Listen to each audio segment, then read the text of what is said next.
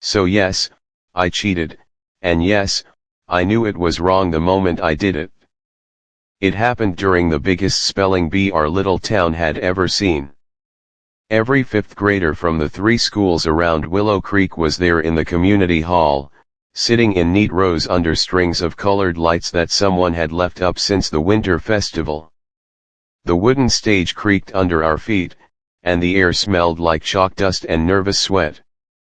My name is Alex, and up until that day, I had never once broken a rule on purpose. I was the kid who reminded teachers when they forgot to collect homework, the one who always raised my hand to answer questions, the one who studied flashcards until my eyes hurt. I wanted to win that spelling bee more than anything.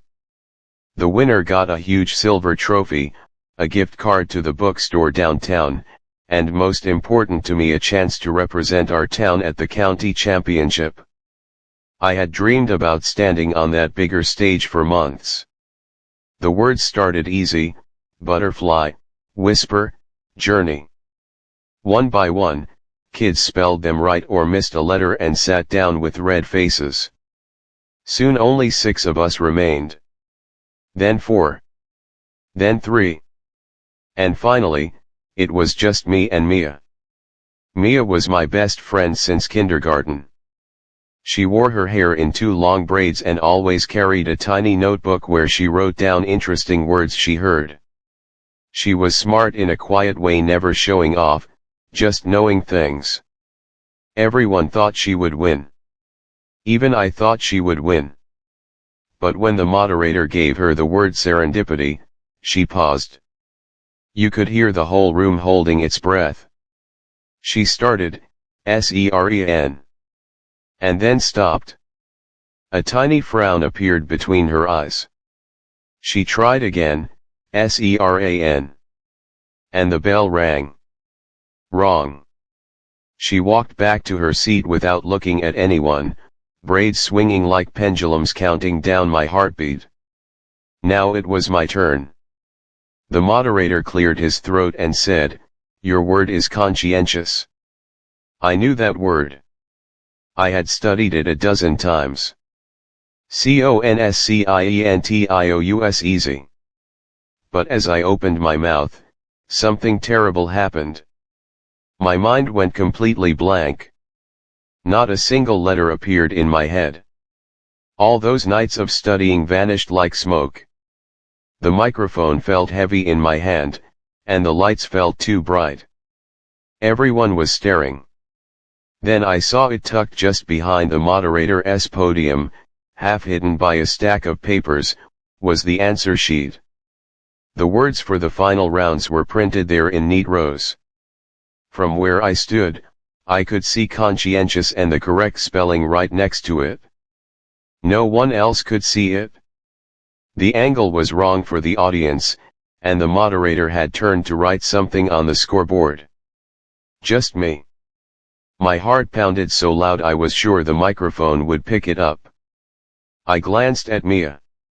She was looking down at her hands, twisting a braid around her finger. I don't know why I did it. Maybe it was fear. Maybe it was wanting that trophy so badly it hurt. Maybe it was the pressure of everyone expecting me to be perfect. I looked at the sheet again. The letters burned into my eyes. CONSCIENTIOUS. I spelled the word exactly as it was written there. The bell didn't ring. The audience clapped. The moderator smiled and said, "That's correct.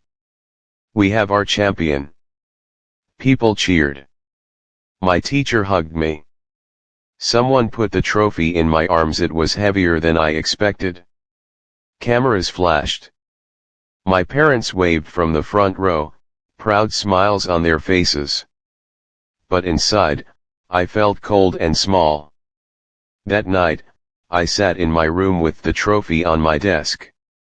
It gleamed under the lamp, but it didn't feel like mine. I kept seeing Mia's face when she missed her word, and then I kept seeing that answer sheet behind the podium.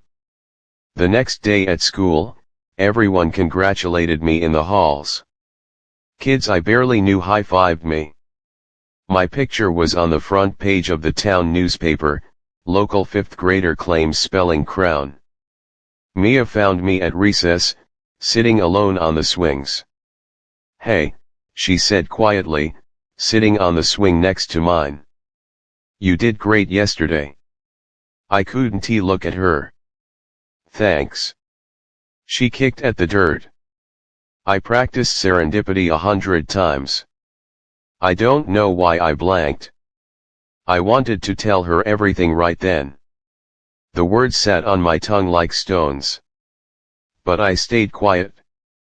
Days passed. The trophy stayed on my desk, gathering dust. Every time I looked at it, my stomach twisted. I stopped studying my flashcards. I stopped raising my hand in class. I started avoiding Mia. One afternoon, about 2 weeks later, I was walking home past the community hall. The door was open, and inside, some younger kids were practicing for a smaller spelling bee.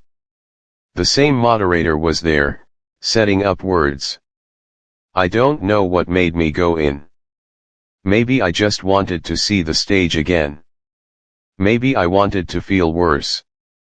The moderator noticed me. "Hey, champ," he called. "Come to help the little ones." I shook my head. My feet carried me to the podium. I looked at the exact spot where the answer sheet had been. He followed my gaze. "Something wrong." The words finally came out, small and shaky. That day, during the final round, I saw the answer sheet. "For conscientious." I read it. I didn't really know the word. I cheated. He didn't yell. He didn't look angry. He just looked surprised, and then, understanding. "That's a hard thing to carry around," he said softly. I nodded. My eyes stung. He thought for a long moment. "Do you want to fix it?" I didn't know how, but I nodded again. The next day, he called a special assembly in the community hall.